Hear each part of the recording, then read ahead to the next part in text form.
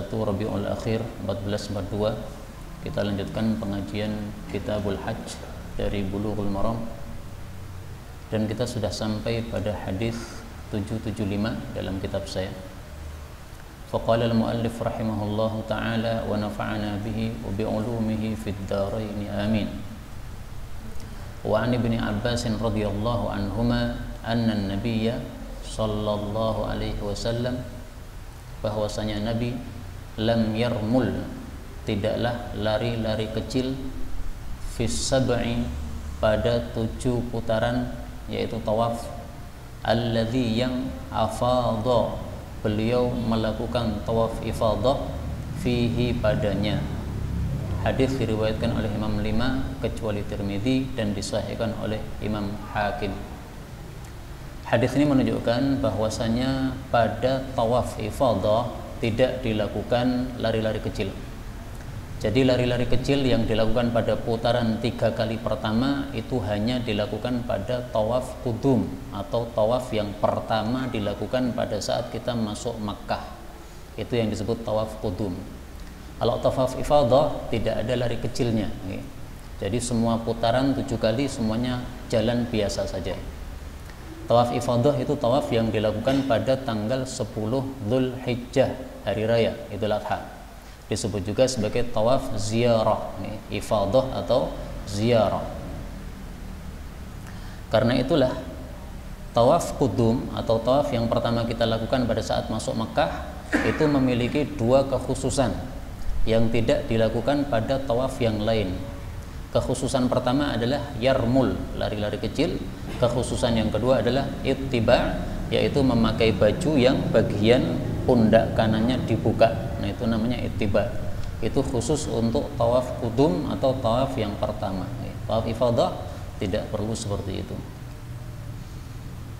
776. Wa an Anas radhiyallahu anhu anna an-nabiyya sallallahu alaihi wasallam shalla adh-dhuhra, salat zuhur, wal asra dan asar, wal maghriba dan maghrib, wal isya dan isya. Thumma, kemudian raqada, beliau tidur, raqdatan, 1 kali tidur, bil muhassab, di tempat namanya muhassab.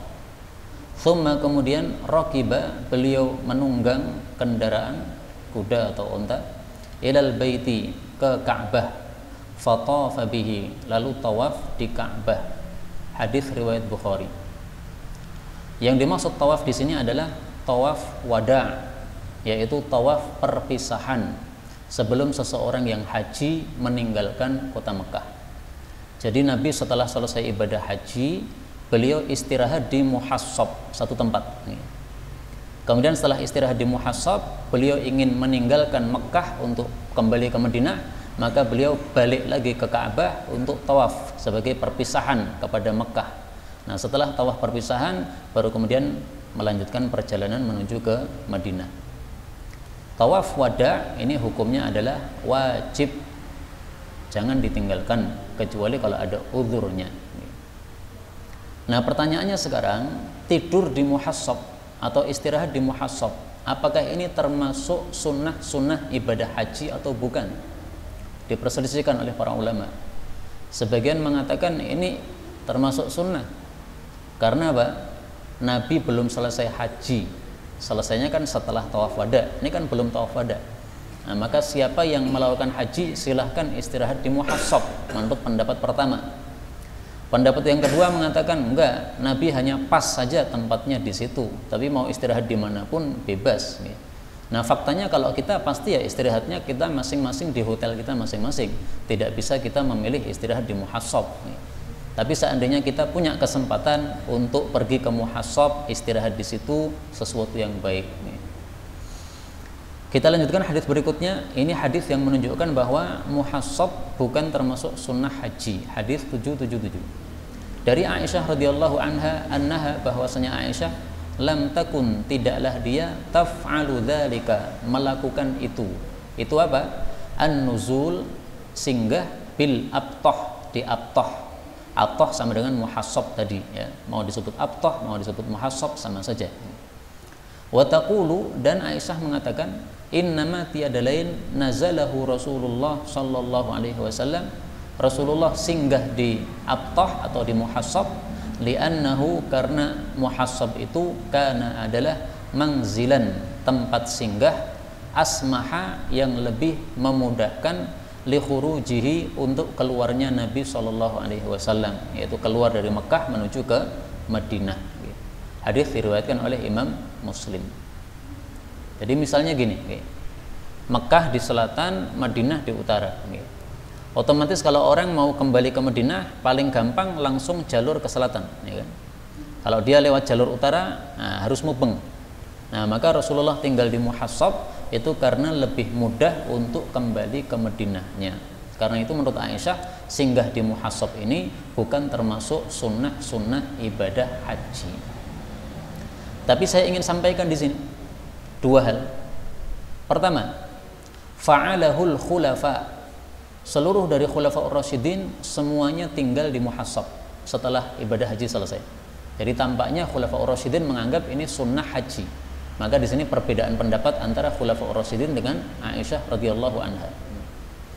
Kemudian para ulama mengatakan bahwasanya Muhassab itu adalah al-mawdi'u alladhi taqasamat fihi Quraisyun ala qati'ati Bani Hashim.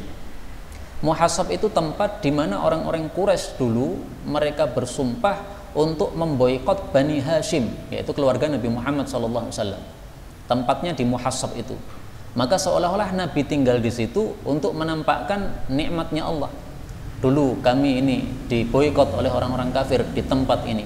Nah, sekarang kita jaya bisa melakukan ibadah haji secara nyaman. Kita menguasai kota Makkah. Nah, maka beliau tinggal di situ. Karena itu, kalau memang sebabnya adalah seperti itu, maka sangat bagus kalau kita mengikuti apa yang dilakukan oleh Nabi, yaitu tinggal di Muhassab sebelum kita meninggalkan kota Makkah. Bagi siapa yang bisa, yang tidak bisa tidak harus tinggal di sana. Kemudian apa dalilnya bahwasanya tawaf wada tadi, tawaf perpisahan hukumnya wajib? Dalilnya hadis berikutnya 778. Wa an Ibnu Abbas radhiyallahu anhuma qala, umiran nasu, manusia diperintahkan, ayyakuna, bahwasanya adalah akhir ahdihim, akhir dari urusan mereka itu adalah bil baiti, di Ka'bah, maksudnya tawaf. Itulah yang disebut tawaf wada, tawaf perpisahan. Illa annahu, hanya saja, khuffafa, Rasulullah meringankan, atau khuffifa, ya, diringankan, anil haid, terhadap orang yang haid, diberikan rukhsah bagi orang yang haid untuk tidak melakukan tawaf wada, karena memang orang haid tidak boleh melakukan tawaf. Hadis muttafaqun alaih. Nah, ini dalilnya bahwasanya tawaf wada wajib, karena di sini ada kata-kata umiro, ya, diperintahkan. Siapa yang memerintahkan? Pasti Rasulullah sallallahu alaihi wasallam. Hukum asal perintah hukumnya apa? Wajib. Nah, maka berarti tawaf wada hukumnya wajib. Tetapi kewajibannya diperkecualikan, khuffifa anil haid, khusus orang-orang haid maka diringankan. Kamu tidak usah tawaf wada. Artinya tidak ada utang sama sekali. Adapun kalau tawaf pada tanggal 10 Dzulhijjah, nah itu wajib, itu kalau orang haid tidak melakukannya itu masih jadi utang. Tapi kalau untuk tawaf wada ini tidak dilakukan, tidak ada masalah. Yang dimaksud annas, para manusia, ini adalah para sahabat pada waktu haji wada. Karena itu tawaf wada, tawaf perpisahan ini disepakati untuk dilakukan pada waktu haji. Untuk umrah bagaimana? Apakah orang umrah juga sebelum meninggalkan Mekah harus tawaf wada atau tidak? Diperselisihkan ulama. Yang mengatakan orang yang umrah tidak wajib tawaf wada karena hadis ini bicara tentang orang haji. Yang mengatakan orang umrah wajib tawaf wada karena umrah itu mirip dengan haji. Allah Subhanahu wa taala senantiasa menggandengkan antara haji dengan umrah. Misalnya Allah mengatakan dalam Al-Qur'an, wa atimmul hajja wal umrata lillah. Sempurnakanlah haji dan umrah karena Allah. Nah, ini digandengkan oleh Allah, haji dan umrah.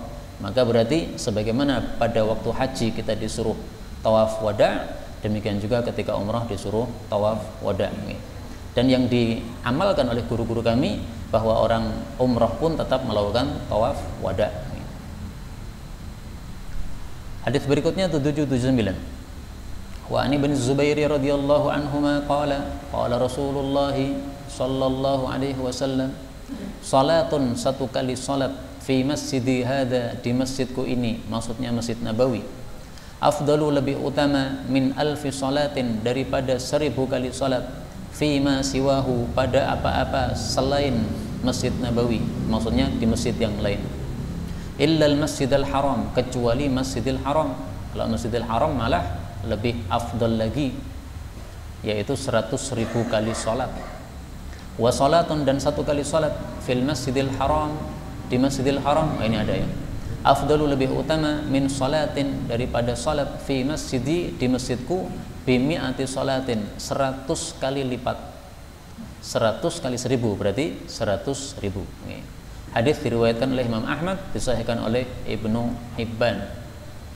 Hadis ini menunjukkan fadilah haji dan umrah, karena kalau kita melakukan haji dan umrah, kita akan melakukan juga salat di Masjid Nabawi dan Masjidil Haram.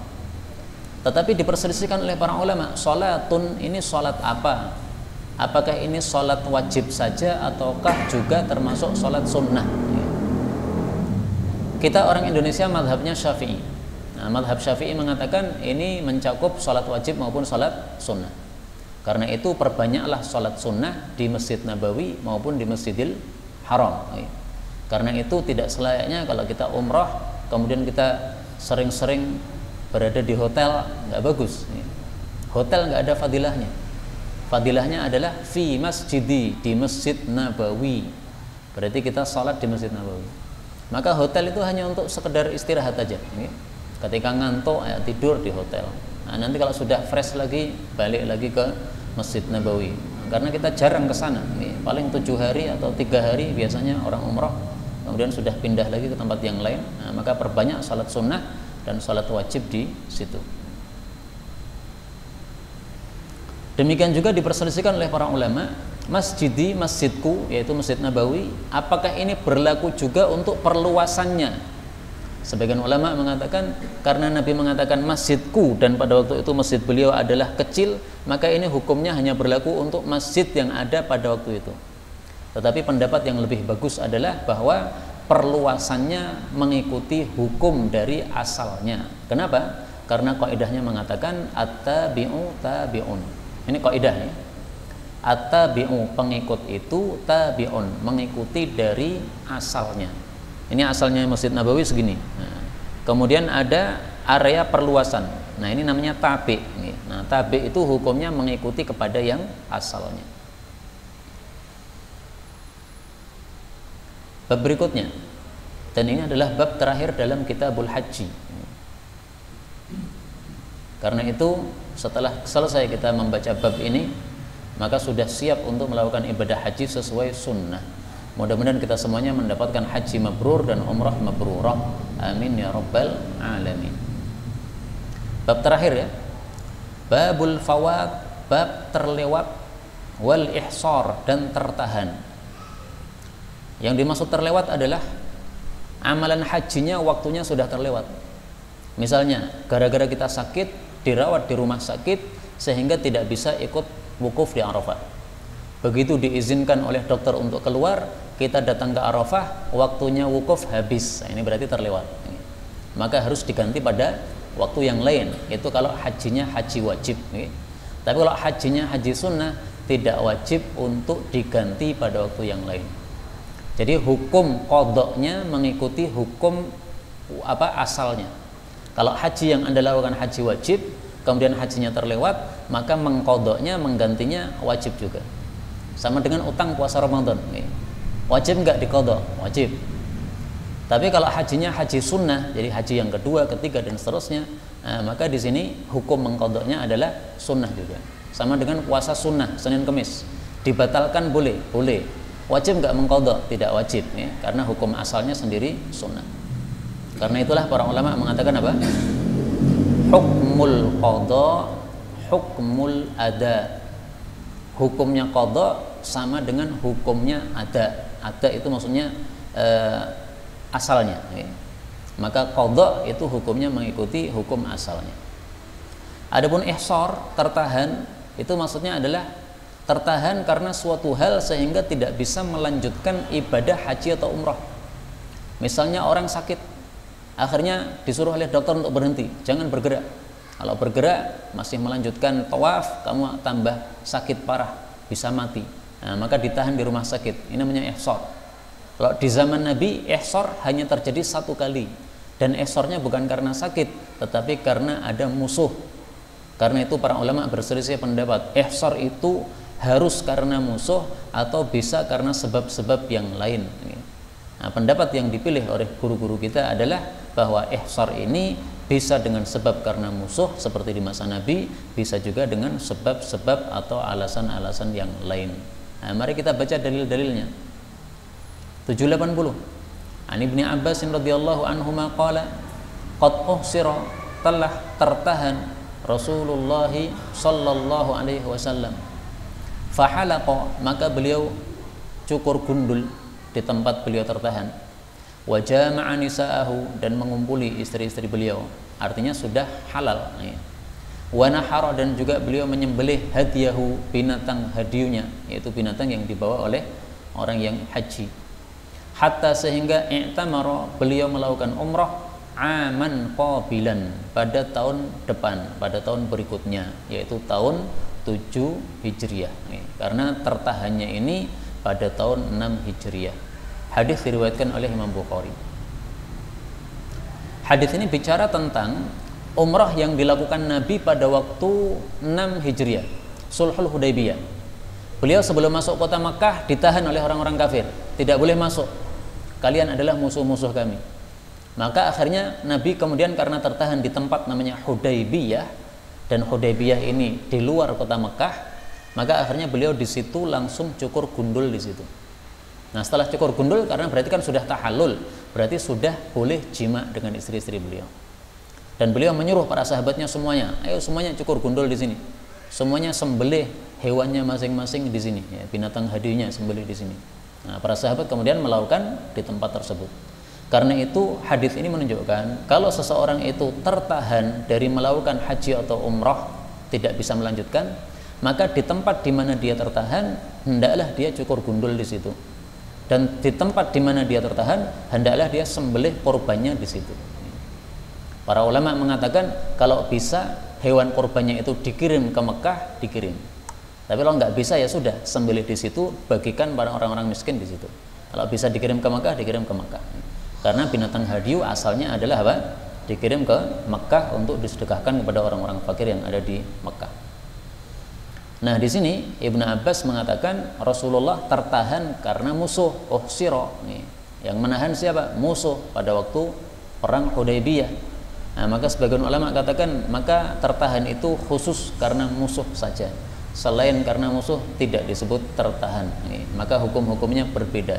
Tapi pendapat yang kita pilih adalah bahwa tertahan ini bisa dengan sebab-sebab yang lain. Kenapa? Karena hadis berikutnya. Hadis berikutnya 781. Wa an Aisyah radhiyallahu anha qalat, dakhala, telah masuk an-nabiyyu sallallahu alaihi wasallam ala Duba'ah, kepada Duba'ah. Duba'ah ini adalah sepupunya Nabi Muhammad sallallahu alaihi wasallam. Dan beliau adalah istrinya Miqdad bin Aswad, sahabat Nabi yang terkenal pemberani dalam perang. Duba'ah adalah binti Zubair, putrinya Zubair. Zubair adalah ibni Abdul Muttalib, putranya Abdul Muttalib. Nah, Abdul Muttalib ini kan kakek Nabi, ya. Berarti Zubair ini adalah paman Nabi Muhammad sallallahu alaihi wasallam. Berarti Duba'ah ini adalah sepupu Nabi sallallahu alaihi wasallam. Nah, jadi kita bisa tahu ya, ini kok Nabi kok masuk ke rumah Duba'ah, ini ada apa ini? Siapa Duba'ah ini? Nah, supaya nggak suudon gitu. Nah, tidak mungkin Nabi masuk ke rumah wanita yang tidak ada kaitannya. Ini masuk ke rumah sepupunya sendiri, kerabat. Meskipun kerabat itu tidak mahram, sepupu tidak mahram. Faqalat, lalu Duba'ah mengatakan, ya Rasulullah, wahai Rasulullah, ini sesungguhnya aku uridul hajja, aku ingin haji bersama engkau. Wa ana syakiyatun, sayangnya saya ini sakit. Syakiyatun itu arti asalnya adalah mengeluh. Nah, orang sakit disebut syakiyatun karena orang sakit rata-rata mengeluh. Aduh misalnya. Faqala an-nabiyyu, maka bersabdalah Nabi sallallahu alaihi wasallam, "Hujji, silahkan haji. Washtariti, dan bersyaratlah kepada Allah, anna mahalli atau anna mahilli, bahwasanya tempat tahallulku, haitsu, dimanapun, habastani, engkau menahanku ya Allah," yaitu menahan dengan penyakitnya. Hadis muttafaqun alaih. Nah, ini dalil bahwasanya ihsar atau tertahan itu tidak harus karena apa? Musuh. Bisa juga karena sakit. Maka di sini Dubaah ketika dia sakit, oleh Nabi tetap disuruh haji. Nggak apa-apa, haji aja. Nah, nanti kalau tidak bisa melanjutkan karena sakitnya kambuh gimana? Ya sudah, kamu berhenti, tidak melanjutkan ibadah haji, tahallul di tempat di mana kamu tertahan itu. Dan di sini Nabi mengatakan washtariti, bersyaratlah dulu kepada Allah Subhanahu wa taala. Kenapa disuruh bersyarat? Karena dia tahu bahwa dirinya sedang sakit. Nah, kalau tadi dicegat musuh kan nggak tahu kan? Dari Madinah berangkat ke Mekah nggak tahu kalau akan dicegat musuh. Ternyata dicegat musuh. Nah, maka tidak perlu bersyarat begini. Tapi kalau orangnya sedang kondisi sakit dan dia khawatir bahwa di tengah-tengah haji atau umroh akan sakit, akan kambuh sakitnya, maka hendaklah bersyarat dulu. Dan dari hadis ini diambil kesimpulan juga bolehnya kita melakukan satu ibadah dengan memberikan persyaratan kepada Allah. Meskipun ini masalah khilafiyah. Sebagian ulama mengatakan tidak pantas ibadah pakai syarat-syarat, seolah-olah tidak ikhlas karena Allah, seolah-olah tidak rela untuk mengabdi kepada Allah.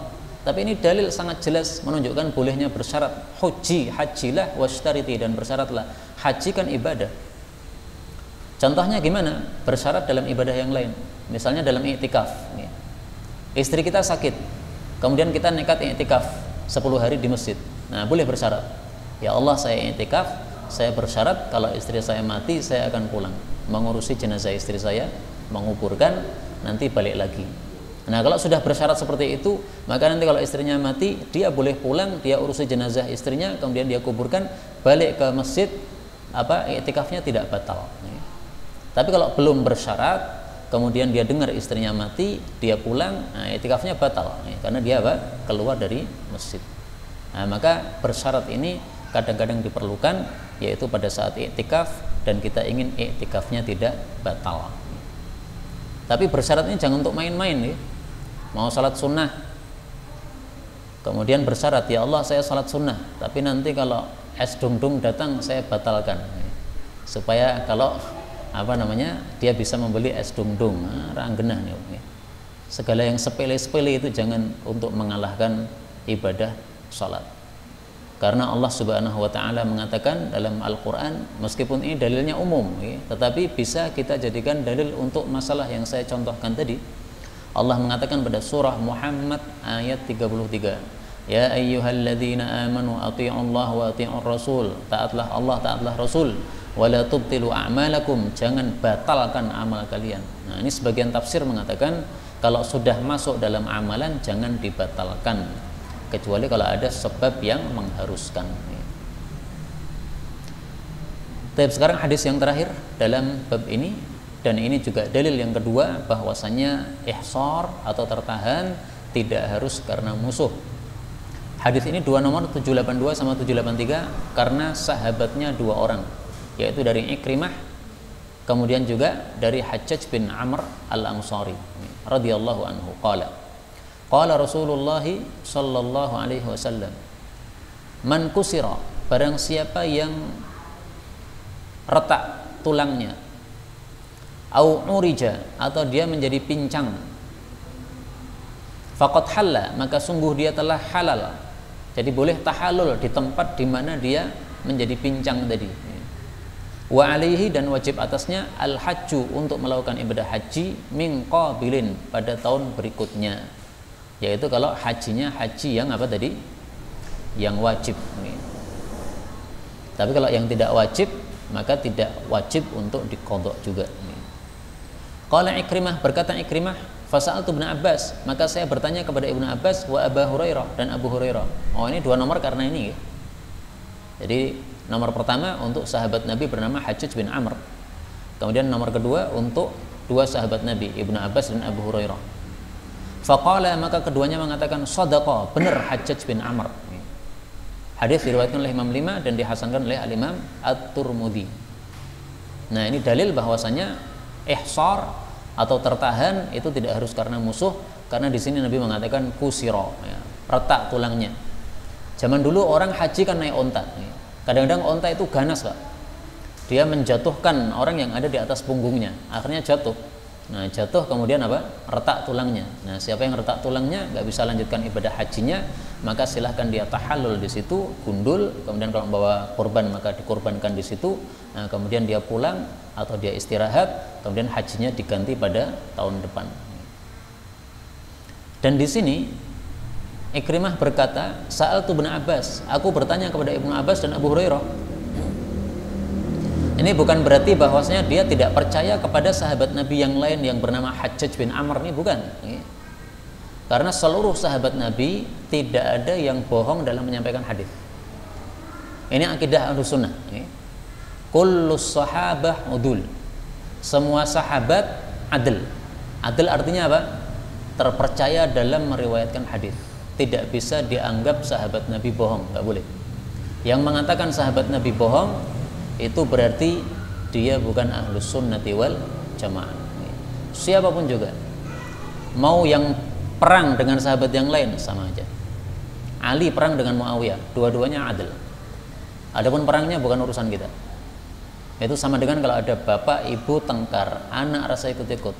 Bapak ibu paham sendiri. Anak cah cilik ya, masih SD, nggak usah ikut-ikut, dia nggak paham apa-apa. Bapak ibu tengkar nih karena urusan apa? Permasalahan keluarga yang anak kecil nggak paham, nggak usah ikut campur. Nah, demikian juga kita anak kecil kalau dibandingkan dengan para sahabat Nabi, nggak usah ikut campur masalah perang Ali dengan Muawiyah. Semuanya sahabat Nabi adil, meskipun kita tetap meyakini ya Ali yang benar, Muawiyah yang salah, dengan sebab adanya sabda Nabi Shallallahu Alaihi Wasallam. Nah, pertanyaannya sekarang, kenapa Ikrimah tanya kepada Ibnu Abbas dan Abu Hurairah padahal sudah mendapatkan hadis dari Hajjaj bin Amr? Karena Hajjaj bin Amr al-Ansari ini bukan sahabat Nabi yang terkenal meriwayatkan hadis. Karena sahabat Nabi itu bisa dibagi tiga. Satu, sahabat Nabi yang mukthir. Mukthir itu banyak riwayat hadisnya. Termasuk Ibnu Abbas dan Abu Hurairah. Ini banyak riwayat hadisnya. Yang disebut mukthir itu adalah sahabat Nabi yang meriwayatkan hadis lebih dari 1000. Ini namanya mukthir. Kemudian ada lagi sahabat Nabi yang muqil. Muqil itu yang riwayatnya sedikit. Yang sedikitnya adalah kalau riwayatnya kurang dari 1000. Ada lagi sahabat Nabi yang mungkin istilahnya wuhdan, yaitu yang hanya meriwayatkan satu hadis ta'til. Ada sahabat Nabi yang riwayat hadisnya hanya satu hadis saja ada. Nah, maka sahabat Nabi karena terbagi-bagi seperti ini, maka wajar kalau di sini Ikrimah mendapatkan riwayat dari Hajjaj bin Amr, dia bukan termasuk mukthirin, maka Ikrimah bertanya kepada mukthirin, yaitu Ibnu Abbas dan Abu Hurairah radhiyallahu taala anhu. Untuk mengetahui siapa saja yang mukthirin dan siapa saja yang muqillin atau yang bukan mukthirin, bisa dicari dalam kitab-kitab namanya kitab mustalah hadis. Misalnya yang paling gampang, Taisir fi mustalahil hadis.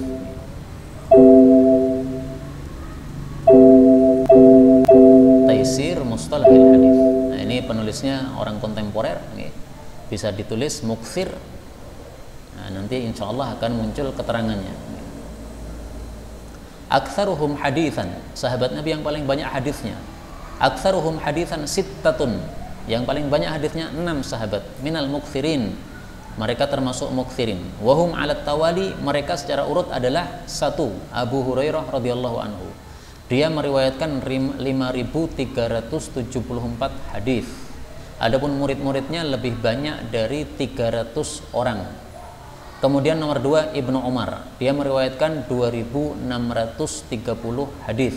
Kemudian Anas bin Malik, dia meriwayatkan 2.286 hadis. Kemudian Aisyah, istri Nabi, meriwayatkan 2.210 hadis. Kemudian Ibnu Abbas meriwayatkan 1.660 hadis. Kemudian yang keenam adalah Jabir bin Abdullah, dia meriwayatkan 1.540 hadis. Hafal nggak, Pak? Nggak hafal nggak? Saya juga nggak hafal. Saya hafalnya cuma satu aja, Abu Hurairah 5.000, wes gitu dok. Dan saya nggak hafal tambahannya 5.374, kesuwen ngapal kayak gini. Nah, maka ini menunjukkan masya Allahnya para ulama. Jadi para ulama hadis itu betul-betul teliti, sampai-sampai satu rawi hadisnya berapa dihitung. 5.374 hadis. Nah, makanya kalau ada orang memalsukan hadis dari Abu Hurairah, ketahuan oleh para ulama, kamu ngawur. Hadisnya Abu Hurairah hanya 5.374. Kalau tambahi kamu satu hadis ini, berarti jadi 5.375. Ini palsu kamu. Jadi masya Allah, para ulama hadis jangan main-main kita.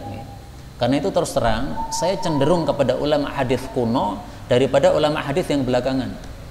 Misalnya ulama hadis belakangan Syekh Albani, ulama hadis yang kuno kayak Imam Bukhari, Abu Dawud dan sebagainya. Kalau Syekh Albani mengatakan hadis ini sahih, sementara ulama kuno semuanya mengatakan hadis ini dhaif, terus terang hati saya nggak bisa nerima kata Syekh Albani, nggak bisa. Karena ulama hadis dulu kayak begini nih, mereka telitinya. Sampai setiap rawi hadisnya berapa itu dihitung. Sampai kalau mendengar suatu hadis dari misalnya ini hadis dari Abu Hurairah, nah otaknya ini mikir pak, nginget-inget nih hadis Abu Hurairah ada 5.374. Apakah hadis yang dibaca orang ini termasuk hadisnya Abu Hurairah? Jadi semua hadisnya dari awal sampai akhir diulangi semua. Kayak komputer nih, ketika kita mengklik, nah ini misalnya gini, saya menulis kata-kata Allah. Nah ini komputernya kan berjalan nih, nah, berjalan mencari kata-kata Allah. Oh ternyata ada kata-kata 125 kata-kata. Yang pertama di halaman 3, yang kedua di halaman 5 dan seterusnya. Nah ini otaknya mikir begitu, gitu. Ini masya Allahnya ulama dulu. Maka ulama dulu nggak bisa dikalahkan dengan ulama sekarang. Apa ada ulama sekarang yang hafal 5.374 hadis, tapi sanadnya total loh pak. Hadatsana semuanya dihafalkan. Saya belum mengetahui hal itu. Paling-paling rata-rata ulama sekarang menghafalkan hadis itu ya tidak sampai kepada sanadnya seperti itu sebagaimana ulama zaman dahulu. Wallahu a'lam bissawab. Inilah yang dapat kita pelajari pada malam hari ini. Kemudian di akhir qala musannifuhu, berkata penulis Bulughul Maram, yaitu Hafizul Asr Qadil Qudat Abul Fadl Ahmad bin Ali bin Hajar Al-Kinani Al-Asqalani Al-Misri. Al-Kinani ini negeri Kinanah, yaitu di Mesir. Abqahullahu fi khair, mudah-mudahan Allah menetapkan beliau dalam kebaikan. Akhirul juz'il awal, ini adalah akhir dari juz pertama. Dari Bulughul Maram itu sebenarnya 2 juz. Juz pertama adalah masalah ibadat, juz kedua adalah masalah muamalah. Nah, maka juz pertama selesai di sini. Wa huwa nisfu, dan dia adalah separuh min hadzal kitabil mubarak, dari kitab yang diberkahi ini. Qala, beliau mengatakan, wa kana al-faraghu minhu, selesainya dari menulis juz pertama ini fi tsani asyara, pada tanggal 12 min syahri Rabiul Awal, dari bulan Rabiul Awal, sanata 27 wa 800, tahun 827 Hijriah. Wa huwa akhirul ibadat, dan itu adalah akhir dari pembahasan ibadat. Yatluhu, akan mengiringinya fil juz'i tsani, pada juz yang kedua kitab muamalat. Nah, maka para ulama fikih senantiasa kalau membahas kitab fikih itu dibagi 2 bagian.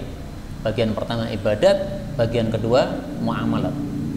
Kalau mau lebih dirinci lagi, kitab fikih itu dibagi 4.